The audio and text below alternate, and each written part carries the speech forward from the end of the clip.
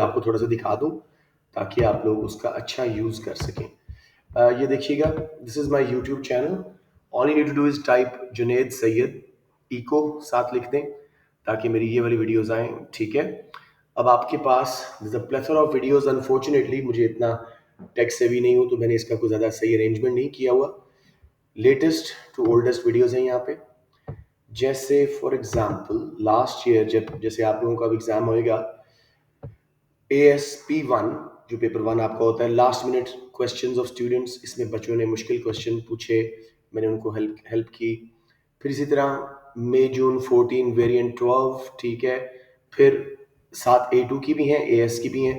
तो आपने AS की वीडियोस अगर देखना शुरू कर दो तो इसमें आपको ये देखिए, ASP1 revision of important micro topics, एक एक टॉपिक की रिवीजन और पिछले 3 साल के पास्ट पेपर्स तकरीबन कंप्लीट इसके ऊपर लगे हुए हैं।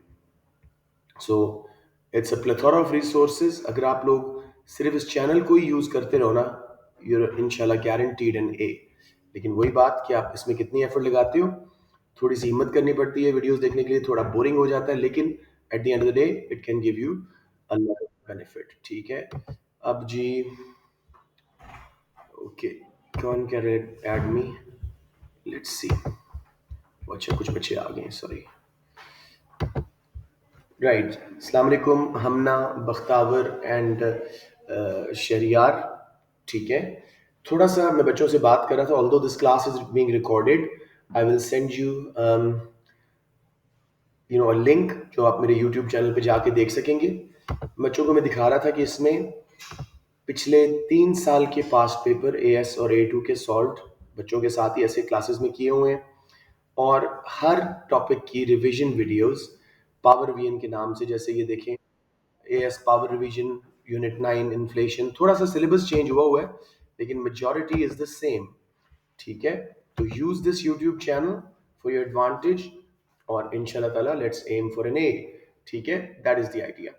अब मैं क्लास स्टार्ट कर रहा हूँ। ठीक है, आई नीड, सफ़ी भी आ गए हैं, हमना भी, रेगुलर बच्चे आ गए हैं ज़्यादा, तो बख्तावर भी एक्चुअली। या सो टेल मी, हमने कहाँ पे अपना सिलेबस छोड़ा था, बल्कि मैं फाइनल वाली निकाल लूँ। जी बेटे जी, सॉरी, अनएम्प्लॉयमेंट स्टार्ट किया था या नहीं?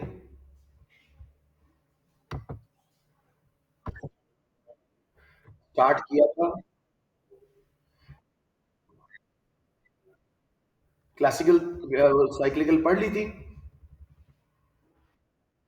चले, गुड इनफ। तो फिर हम कॉन्सिक्वेंसेज ऑफ अनएम्प्लॉयमेंट से स्टार्ट करेंगे। Am I right on that? Mohammad bin Sakib, अस्सलाम वालेकुम बच्चों, ज़रा टाइम पे आया करो। वैसे ये वीडियो रिकॉर्ड करके मैं यूट्यूब चैनल पे लगा दूंगा, और उसमें आपको और भी बहुत सारे रिसोर्सेज मिल जाएंगे रिगार्डिंग योर AS इकोनॉमिक्स। जी, कॉन्सिक्वेंसेज ऑफ अनएम्प्लॉयमेंट। आज मेरी कोशिश है कि 40 से 42 मिनट की क्लास में आपका सारा सिलेबस, जो पीछे से कुछ चीज़ें छोड़ी थी वो भी, और ये रिमाइंडर भी कवर करवा दूँ। So if your understanding stay quiet. अगर मैं पूछूं समझ आ रहा है और समझ आ गया तो be quiet, otherwise turn on your mic and ask me. Do not delay it, क्योंकि साथ साथ समझ आना ज़रूरी है। बहुत आसान टॉपिक है जी। Consequences can be good and bad. Let's say वो क्वेश्चन पूछता है, discuss if inflation is always harmful, something like that, 12 mark का। तो सबसे पहले आपकी मर्जी है, इंडिविजुअल से स्टार्ट करना चाहो जैसे मैंने किया है, या कंट्री से। तो इंडिविजुअल्स के लिए क्या प्रॉब्लम है जब वो अनएम्प्लॉयड होते हैं? शॉर्ट टर्म प्रॉब्लम्स आर के उनकी इनकम्स गिर जाती हैं, वो कम चीज़ें खरीद पाते हैं, उनका लिविंग स्टैंडर्ड ड्रॉप होता है। फिर उसके बाद जी लॉन्ग रन में डी स्किलिंग शुरू हो जाती है, यानी उनकी स्किल्स लूज होना शुरू हो जाती हैं, उनका दोबारा जॉब मिलने का चांस कम होना शुरू हो जाता है, because they are out of practice, they lost their work habits. तो डी स्किलिंग मीन्स कि you do not know any more how to do your work. तो उससे वर्कर्स काफ़ी डिप्रेशन में आ जाते हैं, और क्राइम रेट्स भी कंट्रीज में बढ़ जाते हैं जब अनएम्प्लॉयमेंट ज़्यादा हो। किसी बच्चे को अभी तक कोई confusion? Okay, I guess not. मैं एक बार फिर जल्दी से बताता हूँ जी। हम पढ़ रहे हैं कॉन्सिक्वेंसेज ऑफ अनएम्प्लॉयमेंट, यानी benefits and problems of unemployment. Short term problems ये हैं कि एक बंदा अगर अनएम्प्लॉयड हुआ, इंडिविजुअल्स को देख रहे हैं इस वक्त, उसकी इमीडिएटली इनकम रुक जाएगी। वो स्ट्रगल करेगा अपने डेली एक्सपेंसेस में, उसकी गुड्स एंड सर्विसेज खरीदने की एबिलिटी कम हो जाएगी, सेविंग्स में डिप करेगा, हत्ता कि बोरो करना पड़ता है। लॉन्ग रन में क्या होगा, वो डी स्किल हो जाएगा, उसकी स्किल्स आउट ऑफ डेट हो जाएंगी, टेक्नोलॉजी चेंज हो जाती है, वर्क हैबिट्स लूज हो जाती हैं, worker start feeling this hysteresis, this depression, और क्राइम रेट्स बढ़ना शुरू हो जाती हैं। ये हो गया जी इंडिविजुअल्स के issues. Any confusion? Okay, benefits क्या है जी? लेजर टाइम है, फ्री टाइम है, it's always good, and possibility to retrain and improve their employability. Employability means higher होने का चांस, उनका जॉब मिलने का चांस। अगर इस टाइम में जब वो फ्री हैं, जॉब नहीं कर रहे, पीएचडी कर लें, कोई एमफिल कर लें, या कोई ट्रेनिंग ले लें, वोकेशनल ट्रेनिंग, पेशा वराना ट्रेनिंग, तो उनका दोबारा हायर होने का चांस बढ़ जाता है और हायर वेज लेने का चांस बढ़ जाता है। ये हो गया जी इंडिविजुअल्स का मामला। अब हम चलते हैं फर्म्स पे। फर्म्स को unlike what we would think problems कम है अनएम्प्लॉयमेंट में कंपेयर टू बेनिफिट्स। प्रॉब्लम्स क्या हैं जी? स्पेंडिंग गिरेगी, एग्रीगेट डिमांड गिरेगी, उनकी सेल्स गिरेंगी, प्रॉफिटेबिलिटी में कमी आएगी, लेकिन बेनिफिट्स बहुत ज़्यादा है। Easy availability of skilled and unskilled workers. आपको ट्रेड यूनियंस वगैरह कोई प्रेशर नहीं डाल रही कि हमारी वेज बढ़ाओ। सस्ता अच्छा वर्कर आपको मिल जाएगा, क्योंकि अनएम्प्लॉयमेंट है, वर्कर्स इस वक्त हाई वेज निगोशिएट करने की कोशिश नहीं करेंगे। उससे फर्म्स की कॉस्ट कम होगी, वो ज़्यादा कंपेटिटिव हो जाएंगे। As a result international markets में भी ज़्यादा सेल कर सकेंगे और लोकल मार्केट्स में भी। Any questions here? Excellent. Economy, पूरे कंट्री को क्या प्रॉब्लम आती है, पीपीसी का कॉन्सेप्ट जरा माइंड में लाएं। पहले तो हम बात करते हैं गवर्नमेंट के टैक्स रेवेन्यू की। गवर्नमेंट को during a period of unemployment, क्योंकि इनकम्स कम है, फर्म्स के प्रॉफिट्स कम है, तो डायरेक्ट और इनडायरेक्ट टैक्सेस से रेवेन्यू कम मिलेगा। उन्हें अनएम्प्लॉयमेंट बेनिफिट ज़्यादा देने पड़ेंगे, क्योंकि बहुत सारे लोग अनएम्प्लॉयड हैं, पॉवर्टी ज़्यादा है, तो पुअर इनकम सपोर्ट स्कीम्स देनी पड़ेंगी। All of that will result in their budget being deficit, और शायद बोरो करने की जरूरत भी पड़ जाए कंट्री को, जिसके और प्रॉब्लम जैसे पाकिस्तान फेस कर रहा है, पे बैक बहुत मुश्किल होता है। सो पहला प्रॉब्लम जी, गवर्नमेंट को इमीडिएटली टैक्स रेवेन्यू में कमी महसूस होगी, उनकी इनकम गिरेगी। डायरेक्ट टैक्सेस इसलिए कम कि लोगों के पास जॉब्स नहीं है, फर्म्स के आउटपुट उतनी नहीं हो रही, प्रॉफिट कम है। और इनडायरेक्ट टैक्सेस इसलिए कि स्पेंडिंग लोग ज़्यादा कर नहीं कर पा रहे, तो इनडायरेक्ट टैक्सेस से भी रेवेन्यू कम हो जाएगा। As a result firms government का बजट डेफिसिट हो जाएगा, एंड बोरोइंग की जरूरत पैदा हो सकती है, which will lead the country into a major problem. उसके बाद जी लो इनकम्स, तो ये इसको बोलते हैं vicious cycle of poverty. Low incomes हैं, लोग सेव कम कम कर पा रहे हैं, बैंक्स में पैसा कम आ रहा है, वो आगे लेंड कम कर पा रहे हैं, इन्वेस्टमेंट कम हो रही है, फर्म्स बैंक से लोन लेके इन्वेस्ट करती हैं, इकोनॉमिक ग्रोथ गिरना शुरू हो जाएगी।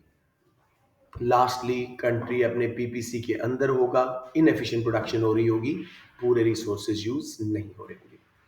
प्रॉब्लम्स फॉर द इकोनॉमी समझ आ गई मेरे बच्चों? Good. You guys are a really bright batch. लेकिन still कोई confusion हो, please do not be shy and ask me. Benefits क्या हैं जी? Reduced pollution production will result in low external cost. Pollution, congestion, road traffic वगैरह कम हो जाएगी। Production ही कम हो रही है तो रॉ मटेरियल्स कम जाने, प्रोडक्शन कम है तो धुएं कम उगलेंगी मशीन्स, और हमारी एयर क्वालिटी बेहतर हो जाएगी। Both demand pull and cost push inflation will reduce. अब मैं चाहूंगा one of you explains it. Let's say हम ना क्या सर, डिमांड पुल और कॉस्ट पुश इन्फ्लेशन कैसे कम होगी अनएम्प्लॉयमेंट की वजह से? I'm gonna slap you, silly. जी बेटे, सोचें, डिमांड पुल इन्फ्लेशन क्यों कम होगी?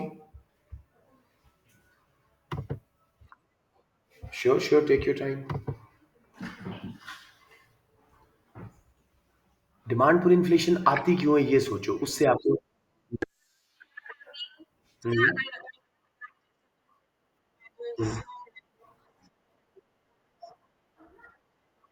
एक्सीलेंट, कंजम्पशन कम, एग्रीगेट डिमांड कम, उससे डिमांड पुल इन्फ्लेशन रुक गई, शाबाश। कॉस्ट पुश इन्फ्लेशन कैसे कम होगी? शहरियार, शरियार खान।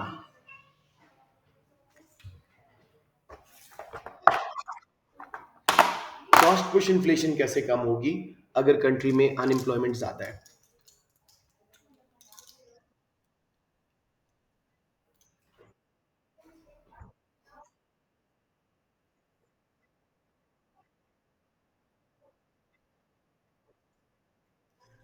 नहीं नहीं नहीं नहीं नहीं नहीं, going in a totally wrong direction बेटे।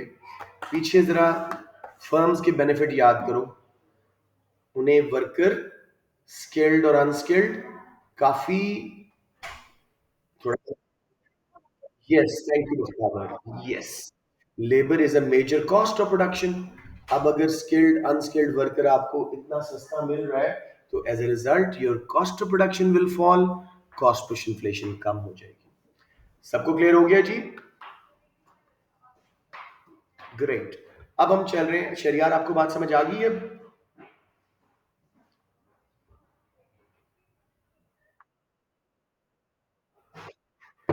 देखो, कॉस्ट पुश इन्फ्लेशन के फैक्टर्स जरा याद करो।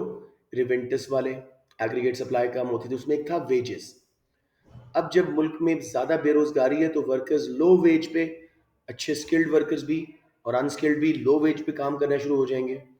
फर्म्स की वेजेस की कॉस्ट कम होगी, कॉस्ट ऑफ प्रोडक्शन कम होने से, एग्रीगेट सप्लाई बढ़ने से कॉस्ट पुश इन्फ्लेशन कम हो जाएगी। Okay great. अब हम चल रहे हैं जी नेक्स्ट टॉपिक पे। Anyone who struggling so far? Next topic है जी मेजरमेंट ऑफ अनएम्प्लॉयमेंट। हम कैसे अनएम्प्लॉयमेंट एक कंट्री में मेजर करते हैं? दो मेन मेजर्स चलते हैं जी। एक जरा लोकल सा है, क्लेमेंट काउंट मेजर, हर कंट्री अपना अलग अलग करता है इसको। एक इंटरनेशनल डेफिनेशंस के मुताबिक है, आईएलओ की, इंटरनेशनल लेबर ऑर्गेनाइजेशन की लेबर सर्वे मेजर्स मेजर। तो इन दोनों को हमने स्टडी करना है। लेट्स से आपको एग्जाम में क्वेश्चन आता है, क्योंकि ये फर्स्ट टाइम आपके A1 में ऐड हुआ है, सो आई वंडर किस तरह के क्वेश्चन आएंगे। ये आ सकता है कि discuss if discuss which method of measuring unemployment is more is better, या इज मोर एक्यूरेट। ठीक है, तो हम इन दोनों को फायदे नुकसान कंपेयर करके कंक्लूजन दे देंगे सिंपली। सो सबसे पहले हम स्टार्ट कर रहे हैं क्लेमेंट काउंट मेजर। अब क्लेमेंट कौन है? Number of people who have claimed unemployment benefits. Unemployment benefits होते हैं अगर आपकी जॉब छूट जाए, तो जो डेवलप्ड कंट्रीज हैं, जब लोग अनएम्प्लॉयड होते हैं तो दे आस्क फॉर बेनिफिट्स, क्योंकि गवर्नमेंट की जिम्मेदारी है उनको जॉब प्रोवाइड करना, नहीं मिल रही तो उनको गवर्नमेंट घर बैठे कुछ पैसा देती है। तो जिन्होंने क्लेम्स दाखिल किए हैं उनको हम मानते हैं क्लेमेंट्स। ठीक है, अब रेट ऑफ अनएम्प्लॉयमेंट आप कैसे निकालोगे? Clements divided by Clements plus employed into 100। यानी जिन्होंने क्लेम दाखिल किए उन्हें हम अनएम्प्लॉयड मान रहे हैं ऑफ कोर्स, और जिन्होंने क्लेम दाखिल नहीं किए उन्हें हम एम्प्लॉयड मान रहे हैं यहाँ पे। तो एक मेजर वीकनेस है इस मेथड में। लीजिए, लेबर फोर्स का कॉन्सेप्ट जरा गलत है। तो Clements divided by Clements plus employed into 100। For example, 10 लोगों का एक कंट्री है, उसमें एक आदमी ने क्लेम दाखिल किया कि मैं अनएम्प्लॉयड हूँ। 10 लोग हुए वर्किंग फोर्स में, ठीक है, लेबर फोर्स में। तो उन्होंने, एक ने क्लेम दाखिल किया, तो 1 divided bye 1 plus the other 9, 10 into 100, 10% rate of unemployment निकलेगा। लेकिन गलतियां क्या हैं? हो सकता है कुछ ने क्लेम दाखिल ना किए हों, हो सकता है बाकी 10 में से 2 हाउस वाइफ्स हों, तो हमने गलत अनएम्प्लॉयमेंट रेट कैलकुलेट कर लिया। समझ आ गया मेरे बच्चा, या मुश्किल लग रहा है थोड़ा? This is an A2 concept, तो यस, शुरू में मसला आ सकता है। बताइएगा, एनीवन? हम्म लेबर सर्वे हमने नहीं समझा अभी, हम सिर्फ क्लेमेंट काउंट अभी तक समझ रहे हैं।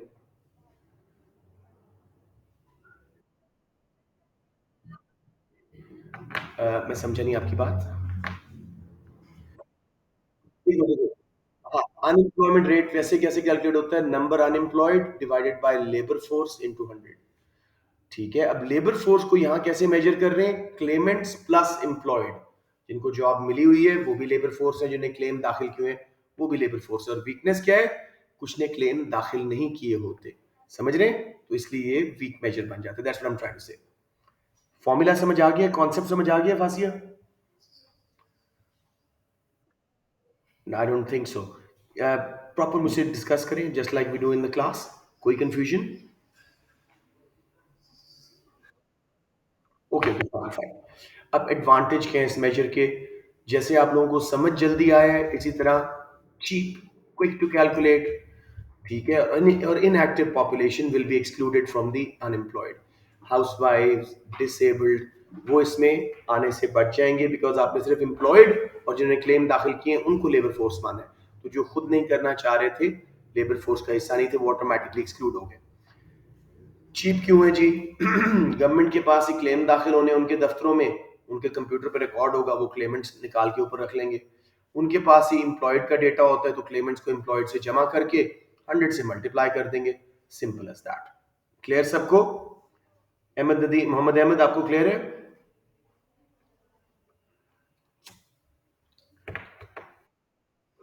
चले, आई होप सो, वरना कल कोई मसला हो तो हम नेक्स्ट क्लास में डिस्कस कर सकते हैं।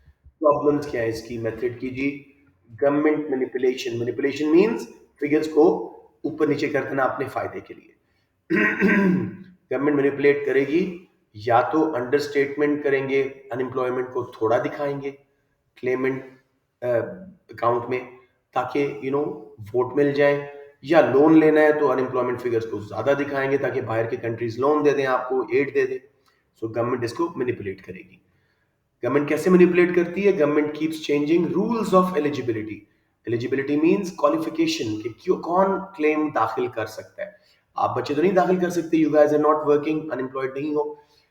हम लोग जो जॉब करते हैं, उनको अगर कहा जाए कि जी जब तक आप 4 हफ्ते के लिए अनएम्प्लॉयड नहीं है, you do not qualify for benefits, तो लोग 4 हफ्ते क्लेम दाखिल नहीं करेंगे। हो सकता है 4 हफ्ते में दोबारा जॉब मिल जाए, तो क्लेमेंट्स का नंबर बहुत कम हो जाएगा।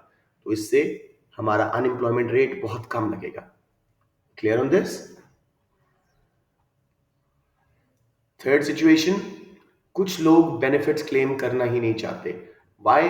फैमिली सपोर्ट है, सोचा अभी जॉब छूटी है, थोरो प्रोफेशनल हूँ, 4 दिनों में और नई जॉब मिल जाएगी, तो वाई शुड आई क्लेम? तो उस चक्कर में अगेन क्लेमेंट्स थोड़े हो गए, अनएम्प्लॉयमेंट रेट थोड़ा नजर आया। लास्टली, क्यों क्लेम्स कम दाखिल होते हैं अनएम्प्लॉयमेंट बेनिफिट के लिए? इंफॉर्मेशन नहीं है कि जॉब सेंटर्स कहाँ हैं, या जॉब सेंटर्स थोड़े हैं। जैसे हमारे पाकिस्तान में इतना बड़ा लाहौर है, एक जॉब सेंटर है गवर्नमेंट का, महकमा बहाली मजदूरान समथिंग लाइक दैट, इचरा में। तो ऐसी ही वजह से जब ह्यूमन रिसोर्स डेवलपमेंट सेंटर्स या कम है, या लोगों को पता नहीं है क्लेम कहाँ दाखिल करना है, कैसे दाखिल करना है, ऑनलाइन ऑप्शंस नहीं है, तब भी क्लेम्स कम दाखिल होंगे। So very quickly I will just give a recap, because मुझे लग रहा है कुछ बच्चों को 100% क्लियर नहीं है।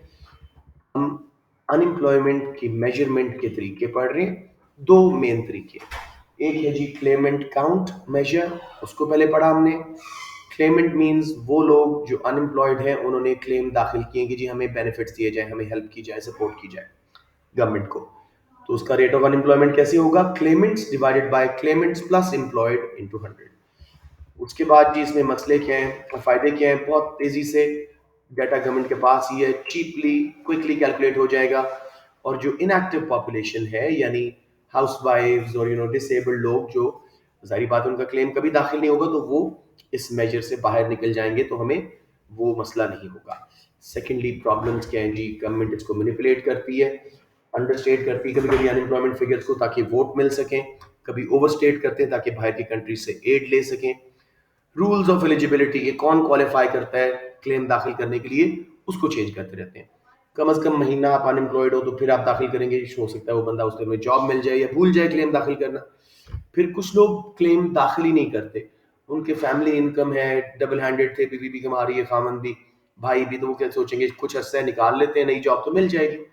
समटाइम्स वर्कर को पता ही नहीं होता कहाँ गवर्नमेंट के जॉब सेंटर्स हैं, क्या प्रोसेस है क्लेम दाखिल करने का, इंफॉर्मेशन नहीं है।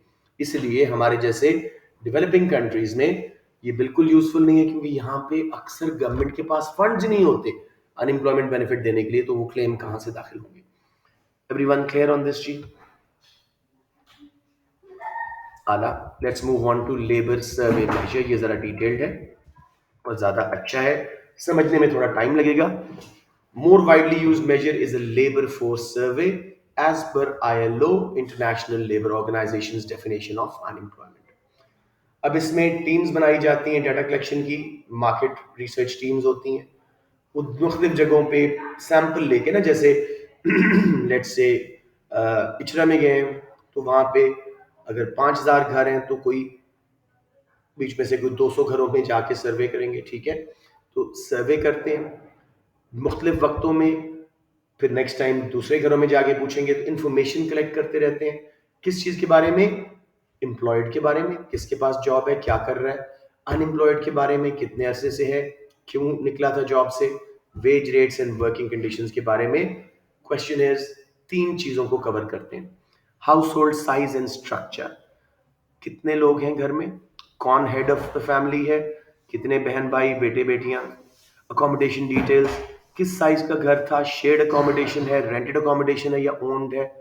डेमोग्राफिक यानी population related information, age, sex, qualification वगैरह। मैरिटल स्टेटस, एथनिसिटी यानी आप गोरे हैं, काले हैं, आपका बैकग्राउंड सारा। तो ये इंफॉर्मेशन सिर्फ अनएम्प्लॉयमेंट के बारे में नहीं बताती, काफी कुछ वो इंफॉर्मेशन आपसे ले रहे हैं। अब इनकी डेफिनेशन के मुताबिक to be qualified as unemployed an individual has to be without a paid job, पहली बात, उसके पास जॉब ना हो। Number two is available to start work within 2 हफ्ते, विलिंग टू वर्क हो। Number three, searching for work और waiting to start a job already obtained, या तो उसका सीवी सर्कुलेट हुआ है वेबसाइट्स के ऊपर, रिक्रूटमेंट एजेंसीज में, फर्म्स को, या फिर जॉब मिल चुकी है और स्टार्ट करने में अभी कुछ टाइम है। तो ये सारे आप उस सूरत में किसी को अनएम्प्लॉयड मानेंगे जिसके पास जॉब नहीं है लेकिन करना चाह रहा है 2 हफ्ते के अंदर, या ट्रेनिंग ले रहा है या सर्चिंग फॉर वर्क कर रहा है और जॉब ऑलरेडी मिल चुकी है और स्टार्ट करने का वेट कर रहा है। बच्चे यहाँ तक कोई प्रॉब्लम? वरना एक बार मैं फिर जो है, ठीक है, एक बार फिर जो है मैं समझा दूं।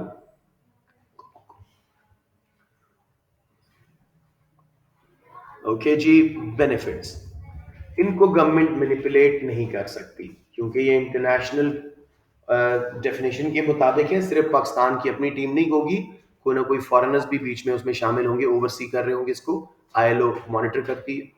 इंटरनेशनल कंपैरिजन ईजियर है क्योंकि सारी दुनिया में ये मेथड यूज हो रहा है, तो कंपेयर करना अनएम्प्लॉयमेंट रेट आसान हो जाता है। सिर्फ अनएम्प्लॉयमेंट के बारे में नहीं, more information is obtained about qualification levels of job seekers, हमारी लेबर फोर्स की स्किल्स, नॉलेज, एबिलिटीज कैसे उसको बोलते हैं, वो कैसी हैं। तो हमें अपनी स्ट्रेंथ पता लग जाती है अपने अवाम की, लेबर फोर्स की स्किल्स की। प्रॉब्लम्स क्या है जी? फॉल्स इन्फॉर्मेशन, समटाइम्स लोग शर्म के मारे नहीं बताते कि मैं अनएम्प्लॉयड हूँ, या अपनी डिग्री ओवरस्टेट कर देंगे, वट, सो फॉल्स इन्फॉर्मेशन आ सकती है। Reliability of figure depends on number of times the surveys were conducted in a year. पूरे मुल्क में सर्वे होने हैं और जितनी बार ज्यादा होंगे, साल में एक है तो इतना रिलायबल नहीं है, 2 है तो ज्यादा रिलायबल है, 3 है तो और ज्यादा रिलायबल है, right. Expensive and time consuming, खुद सोचो, टीम्स बनानी पड़ रही हैं, उनको तनख्वाहें देनी पड़ रही हैं, वो जाके घर घर में डेटा इकट्ठा कर रहे हैं। फिर जी सैम्पलिंग एरर्स, किसी भी मार्केट रिसर्च में आप सैंपल चूज करते हो, हर एक घर नहीं जा सकते। जैसे मैंने बताया 5,000 घरों में से आप 250 घरों में गए, 200 घरों में गए, तो अगर सैंपल सही सिलेक्टेड नहीं था, आपने सिर्फ अमीरों की लोकेलिटीज में कर दिया, गरीबों को नहीं चेक किया, तो अनएम्प्लॉयमेंट रेट कम मिलेगा। इनएक्टिव पॉपुलेशन भी शामिल हो जाएगी, यानी those who are on training या पढ़ रहे हैं आप लोग, वो एक्टिवली आप लोग काम अभी सीख नहीं कर रहे, you not looking for a job, आप लोग भी शामिल हो जाएंगे अनएम्प्लॉयड के अंदर। एनी कंफ्यूजन बच्चों? I know there is a lot of information, लेकिन इतनी मुश्किल कुछ नहीं है, मुझे बता दें, अगर है तो मैं दोबारा एक बार बात कर लूं। जबरदस्त। इकोनॉमिक ग्रोथ जी आसान सा टॉपिक है और लास्ट टॉपिक है आपके सिलेबस का। Economic growth simply is when real GDP rises over time. Actual growth भी होती है जो हम पीपीसी के टॉपिक में पढ़ चुके हैं, पोटेंशियल ग्रोथ भी होती है। फॉर्मूला क्या है जी इकोनॉमिक ग्रोथ का? रियल जीडीपी टू, जैसे इन्फ्लेशन मेजर करते थे या पीईडी में परसेंटेज चेंज मेजर करते थे, वही चीज है। Real GDP two minus real GDP one over real GDP one into 100। Real GDP two क्या है? करंट ईयर का जीडीपी। वन क्या है? प्रीवियस, उससे पिछले साल का जीडीपी। अब देखो, लेट्स से 2020 में हमारा जीडीपी 100 बिलियन से बढ़ के 103 पे चला गया। 3% इकोनॉमिक ग्रोथ हमने कैसे कैलकुलेट की? real GDP 2 is 103 minus real GDP 1 100 billion divided by real GDP 1 100 billion into 100. अब मैं किसी बच्चे से यहाँ पूछता हूँ, लेट्स से फलक तो नहीं आए, लेट्स से मोहम्मद शहरियार, मुझे बताइए अगर यहाँ पे 2019 में 103 होता और 2020 में 108 होता, तो बेटा आप फॉर्मूला कैसे कैलकुलेट करते? मुझे सिर्फ फिगर्स बता दो, I don't need the actual figure, answer नहीं चाहिए मुझे, सिर्फ कैलकुलेशन का वर्कआउट पूछना है आपसे।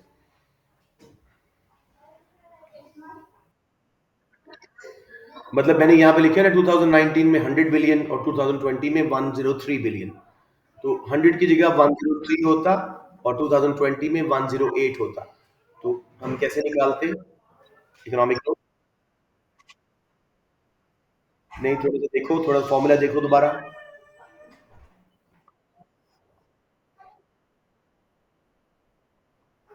करंट ईयर का जीडीपी कितना हो गया? 10। और प्रीवियस ईयर में कितना था? तो ऊपर लिखोगे ब्रैकेट में 108 माइनस 103, वो बन जाएगा 5, उसको डिवाइड करोगे 103 से, प्रीवियस ईयर इंटू 100 करोगे। आप समझ आ गया बच्चे?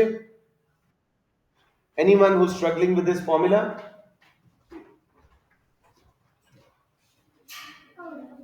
ओके। अब बेटे एक कॉमन क्वेश्चन जो A2 में आया करता था, उसके ऊपर हम जाएंगे। पहले हम थोड़ा सा एक बार रिवाइज कर लें, पीपीसी में पढ़ा हुआ है हमने, लेकिन एक्चुअल इकोनॉमिक ग्रोथ क्या होती है? It is when real GDP rises over time due to use of previously unemployed resources. हम अपने लैंड लेबर कैपिटल जो इस्तेमाल नहीं हो रहे थे उनको अब यूज करना शुरू हो गए। So it is linked with the movement from a point inside PPC towards PPC. इसको एक्चुअल क्यों बोलते हैं? रिसोर्सेज की तादाद या क्वालिटी नहीं बढ़ी, उन्हीं को हम यूज कर रहे हैं। It is also linked with the increase in aggregate demand. ये क्यों आती है? अगर गवर्नमेंट एक्सपेंशनरी फिस्कल पॉलिसीज करे, एग्रीगेट डिमांड बढ़े, और ये शॉर्ट रन का कॉन्सेप्ट है। तो तीन बातें याद रखनी है। रियल जीडीपी क्यों बढ़ रहे हैं? हम अनएम्प्लॉयड रिसोर्सेज को इस्तेमाल कर रहे हैं।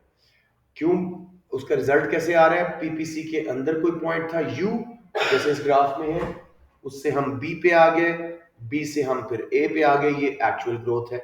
और हो क्यों रही है? एग्रीगेट डिमांड बढ़ी है, कोई इंजेक्शन आए हैं सी प्लस आई प्लस जी प्लस एक्स माइनस एम में, चाहे गवर्नमेंट की एक्सपेंशनरी पॉलिसीज थी मोस्टली फिस्कल एंड मॉनेटरी वगैरह। स्माइल आई मीन क्लास बेटे। उसके बाद ये हो गया जी एक्चुअल इकोनॉमिक ग्रोथ। सबको समझ आ गया?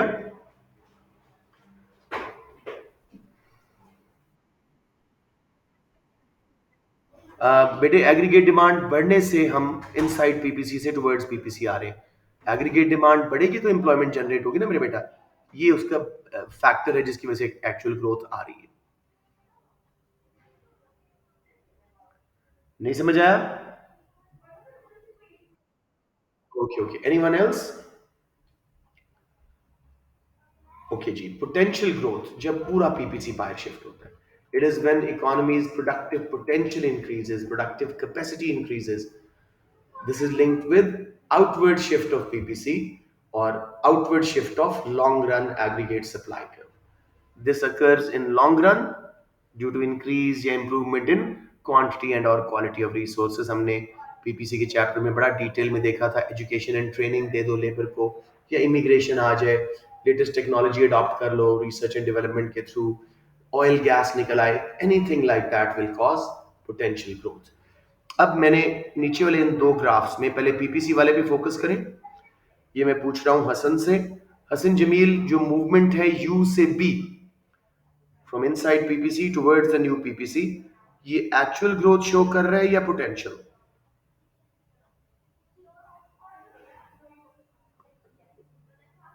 Hasan, are you in the class? Actual growth, शाबाश, क्योंकि हम नए पीपीसी से अभी भी पीछे हैं, तो इसका मतलब है कि ये पोटेंशियल नहीं है। ठीक है, वेरी गुड। और ए बी से सी डी पे हम गए हैं, फासिया, पीपीसी पूरा शिफ्ट हुआ है, ये कौन सी ग्रोथ है मेरा बेटा?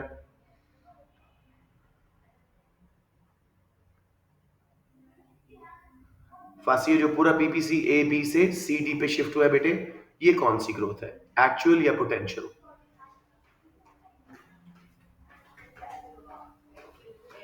maybe she's disconnected. I'll move this question to Mohammad bin Saqib. Mohammad, A B से सी डी पे जो बीपीसी शिफ्ट हुआ है, ये कौन सी ग्रोथ है बेटे?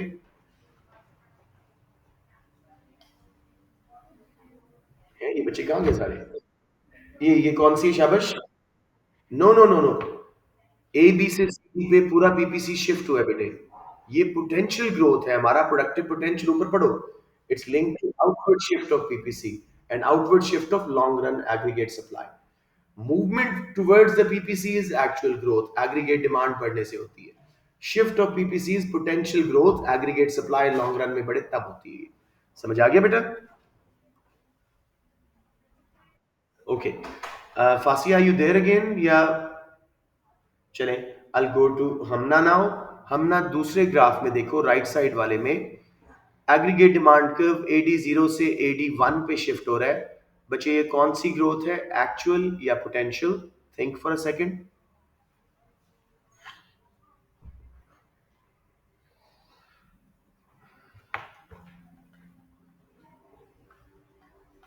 हमना, I'm waiting, are you there?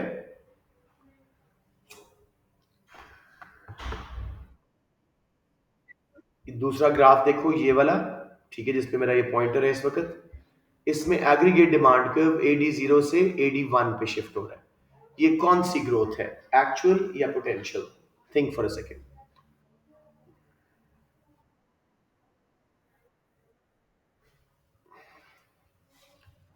Have a look. Actual, क्योंकि देखो, हमने पीछे स्टैब्लिश किया था कि एग्रीगेट डिमांड शिफ्ट सिर्फ मूवमेंट टुवर्ड्स पीपीसी करती है, रिसोर्सेज बढ़ते नहीं है. हम करंट रिसोर्सेज को यूज करें तो ये एक्चुअल ग्रोथ है. जबकि पूरा लॉन्ग रन एग्रीगेट सप्लाई पहले परफेक्टली इलास्टिक, फिर इनइलास्टिक और फिर परफेक्टली इलास्टिक हो जाता है, उसी शेप में बाहर शिफ्ट हो, ये पोटेंशियल ग्रोथ है. अब सब बच्चों को ये कॉन्सेप्ट क्रिस्टल क्लियर है? तो मैं आगे चलूं, वरना इसको थोड़ी सी और बात कर लेते हैं.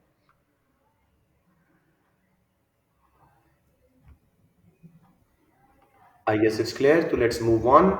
ये ग्राफ एक्सप्लेन्ड है. जी जी जी मेरे बेटा.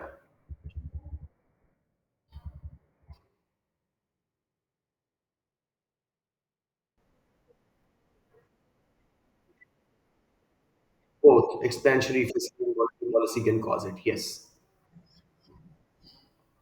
और भी बहुत रीजंस हैं दुर्वा. वैल्यूएशन हो जाए करेंसी की, एक्स माइनस एम का इंजेक्शन आ जाए तब भी आ सकती है.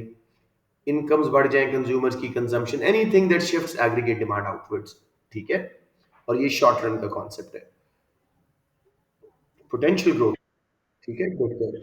Let's move back to reasons for it. जैसे जुर्वा ने कहा, reasons for actual growth are causes of shifts in AD, यानी एक्सपेंशनरी, फिस्कल एंड मॉनेटरी, जो गवर्नमेंट यूज कर रही है पॉलिसीज. ठीक है. फिस्कल में हम टैक्सेस कम करके और गवर्नमेंट स्पेंडिंग बढ़ा के, आप अच्छी तरह पढ़ चुके हो तो मैंने एक्सप्लेन नहीं किया यहाँ पे. कोई कंजम्पशन, डिस्पोजेबल इनकम बढ़ने से कंजम्पशन, इन्वेस्टमेंट वगैरह का इंजेक्शन, गवर्नमेंट स्पेंडिंग बढ़ने से उसका इंजेक्शन, एग्रीगेट डिमांड बढ़ेगी, एक्चुअल ग्रोथ आ जाएगी. मॉनेटरी पॉलिसी में मॉनेटरी पॉलिसी में मनी सप्लाई इंक्रीज करेंगे, या फिर साथ में इंटरेस्ट रेट्स कम कर देंगे, या एक्सचेंज रेट को devalue.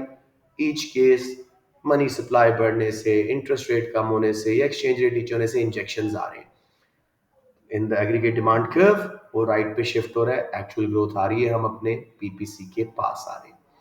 Everyone clear on this चीज? Okay, जी. Reasons for potential growth, all the factors that shift PPC outward, government की सप्लाई साइड पॉलिसीज. कुछ मैंने नीचे एक्सप्लेन कर दी हैं. दीदी कुछ पूछना चाह रहे हैं? Sorry. Okay, let's move on.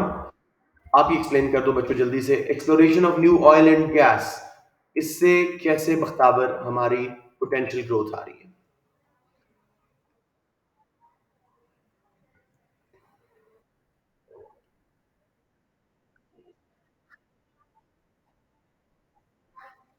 Cost कम हो रही है, long run aggregate supply shift हो रहा है. परफेक्ट.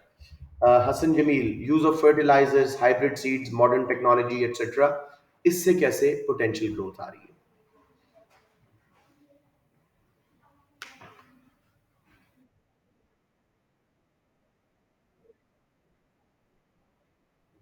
किसकी? एग्रीकल्चरल प्रोडक्टिविटी बढ़ रही है, ठीक है ना.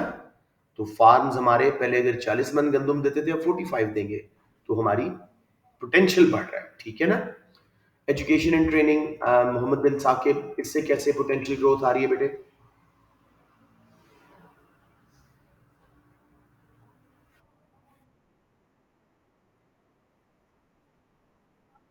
उससे अगेन कॉस्ट कम, एग्रीगेट सप्लाई लॉन्ग रन में बाहर, शाबाश। फिजिकल कैपिटल, रोड्स वगैरह में इन्वेस्ट कर रहे हो, वो जो ऊपर था ह्यूमन कैपिटल था, सॉफ्ट इंफ्रास्ट्रक्चर। फिजिकल कैपिटल में इन्वेस्ट कर रहे हैं, लेट्स से शहरियार खान, इससे कैसे पोटेंशियल ग्रोथ आ रही है बेटे?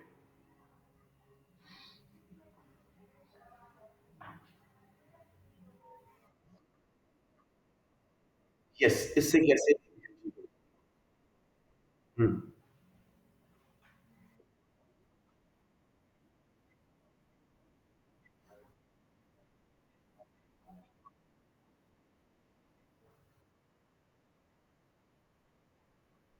हम्म। हम्म। हाँ, बेसिक बात, डिस्ट्रीब्यूशन कॉस्ट कम हो रही है, ट्रैवलिंग कॉस्ट कम हो रही है, raw materials quickly and efficiently पहुंच रहे हैं फर्म्स के पास, finish goods ports and airports के थ्रू बाहर भी जा रही हैं, मुल्क में भी जा रही हैं, तो सारा निज़ाम एफिशिएंट हो रहा है। ठीक हो गया? Research and development of new technology, हम ना इसके थ्रू कैसे पोटेंशियल ग्रोथ आ रही है?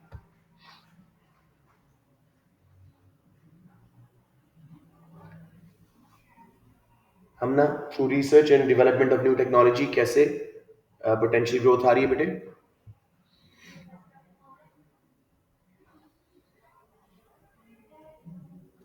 अच्छा, I doubt she is in the class, simply, yeah go ahead.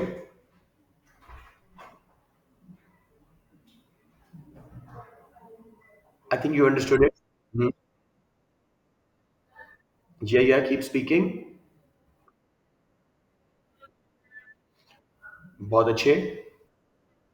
आ रही है, बोलते जाओ, शाबाश।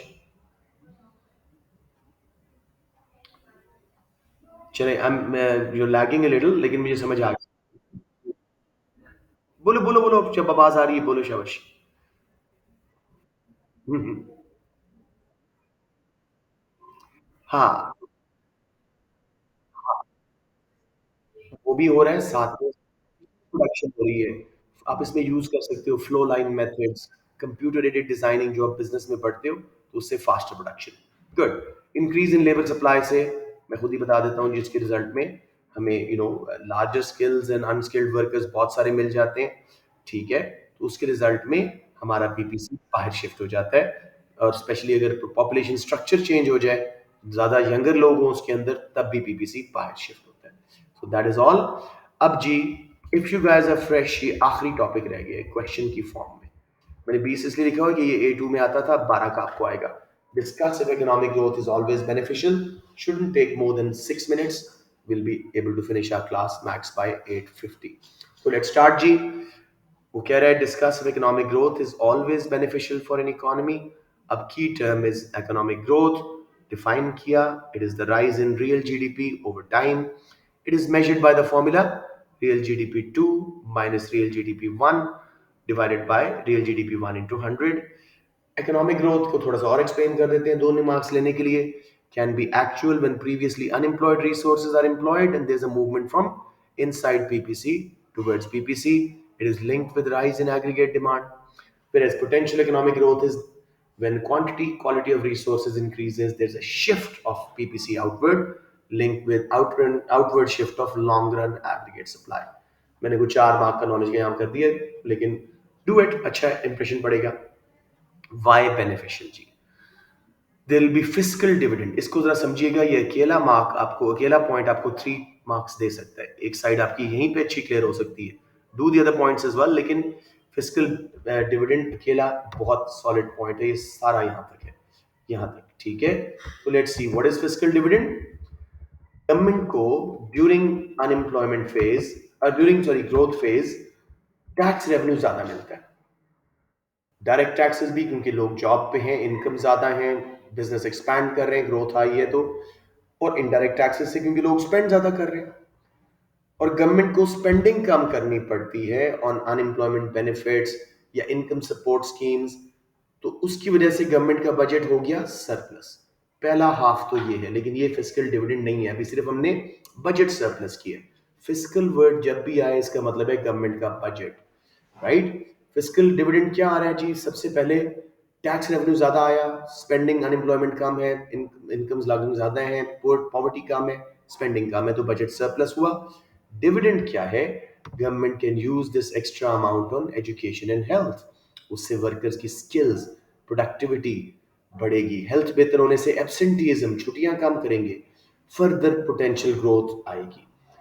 इंफ्रास्ट्रक्चर पे गवर्नमेंट ने लगाया, इससे भी long run aggregate supply improve होगी, डिस्ट्रीब्यूशन कॉस्ट कम होगी, एफिशिएंसी बढ़ेगी। ये सारा पॉइंट लिंक जैसे ऊपर हम पढ़ के आए। इसके अलावा जी, अगर एक्चुअल ग्रोथ यानी movement from point inside PPC towards PPC is faster than potential growth यानी शिफ्ट ऑफ पीपीसी, तो अनएम्प्लॉयमेंट कम हो जाएगी, लिविंग स्टैंडर्ड्स राइज हो जाएंगे। आखिर में नेक्स्ट एंड लास्ट दो पॉइंट्स हैं। अगर कोई इंक्रीज्ड आउटपुट जो हमारी ग्रोथ के रिजल्ट में बनी है और वो बाहर एक्सपोर्ट हो जाए और लोकल लोग भी लोकल गुड्स पसंद करें, तो हमारा current account of balance of payment surplus में जा सकता है। कंट्री प्रॉस्पर करेगा, उसकी सॉवरेंटी यानी उसकी पावर बढ़ेगी वर्ल्ड में, लोग उसकी बात मानेंगे, उसको डिक्टेशन कोई नहीं कहेगा। तो ये 4-5 पॉइंट्स सबको समझ आ गए। प्रॉब्लम्स ऑफ इकोनॉमिक ग्रोथ क्या है जी?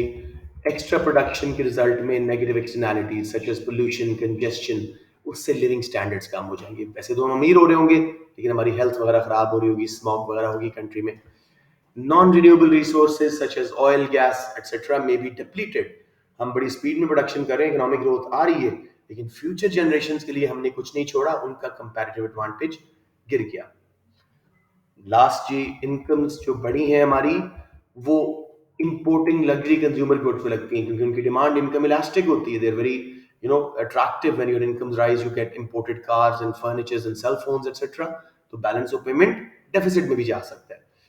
लास्टली, जो मैंने ज्यादा लिखे हुए 20 मार्क का था, इसलिए बेटे इतना किया है, आप इसको थोड़ा कम कर दीजिएगा।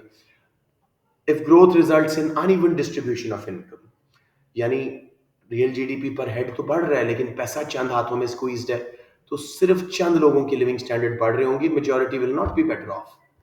और अगर मल्टीनेशनल कंपनीज के आने से ये ग्रोथ हुई थी, लॉन्ग रन में वो गिरेगी ग्रोथ, क्योंकि वो अपना प्रॉफिट वापस भेजते हैं अपने कंट्री में। हर साल करंट अकाउंट में प्रॉफिट के हेड में आउटवर्ड फ्लो होएगी, वो डेफिसिट हो सकता है। साथ में जब वो एकदम से छोड़ के चले जाएंगे, नेस्ले वगैरह जिस दिन गए पाकिस्तान में, मैसिव अनएम्प्लॉयमेंट आएगी, राइट जी। और during economic growth aggregate demand बढ़ती है, अगर सप्लाई ना बढ़ सके, हम फुल एम्प्लॉयमेंट के पास थे, तो डिमांड पुल इन्फ्लेशन आ जाती है। I know I am loading you with a lot of information, I want to finish the class quickly. कोई क्वेश्चन हो तो प्लीज जरूर पूछें, plus the recording will be available on the YouTube channel. Okay जी, अब हम evaluation करते हैं, इकोनॉमिक ग्रोथ अच्छी है या नहीं। Whether economic growth is beneficial will depend on relevant costs and benefits involved and how much value people attach to them. ठीक है जी। डेवलपिंग कंट्रीज हमारे जैसे मे consider economic growth, sorry, developed countries जो है मे consider economic growth harmful if it is causing pollution and sustainability issues. वो कहते हैं जी तरक्की बहुत कर ली है, इनकम्स बन गई हैं, हमारे शहरों को, हमारे मुल्क को गंदा नहीं होना चाहिए, सस्टेन होना चाहिए फ्यूचर के लिए हमारे रिसोर्सेज। जबकि डेवलपिंग कंट्रीज में attach higher value to monetary growth and incomes. हमारे यहाँ गुर्बत है, डिपेंडेंसी रेशियो बहुत है, हम चाहेंगे इकोनॉमिक ग्रोथ हो, ये अच्छी चीज है। So it depends on how people look at it और कितना उसके बेनिफिट्स या कॉस्ट को वैल्यू अटैच करते हैं। To conclude, government may aim for constrained optimization. Constrained means with barriers, रुकी हुई सी, सोची समझी। Constrained optimization यानी growth is achieved keeping sustainability कि फ्यूचर में भी कंटिन्यू हो सके, levels of environmental hazards to low level and income distribution more even in mind. अगर हम ये हासिल कर सकें तो फिर इकोनॉमिक ग्रोथ अच्छी है। हेंस कंक्लूजन में हम बोलेंगे इट्स सब्जेक्टिव, हर किसी का अपना व्यू है, whether economic growth is always considered beneficial. Very briefly, अमीर आदमी को पैसा बढ़ना इतना मैटर नहीं करता, गरीब के लिए मैटर करता है। तो डेवलपिंग कंट्रीज कहते हैं यस जी इकोनॉमिक ग्रोथ हो, डेवलप कंट्रीज कहते हैं नहीं जी, इकोनॉमिक ग्रोथ बेशक ना हो इतनी, हमें इन्वायरमेंट साफ चाहिए, हमें फ्यूचर जनरेशन के लिए सस्टेनेबिलिटी चाहिए, अर्थ का क्लाइमेट खराब ना हो, इस तरह की बातें। ऑल डन जी, सो एज पर प्रॉमिस 8:50 से पहले-पहले ही हमारी क्लास खत्म हो गई है। If you have any questions please shoot. जी, yes, yes, yes.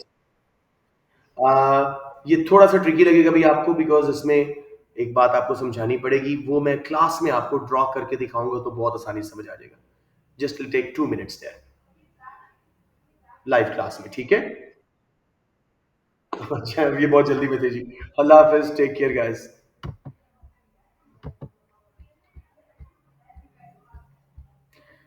You can हाँ, मैं इसी क्लास को कंटिन्यू कर रहा हूँ A2 के लिए। अल्लाह हाफ़िज़ जी। बख्तावर यू मे लीव मेरा बेटा। अल्लाह हाफ़िज़।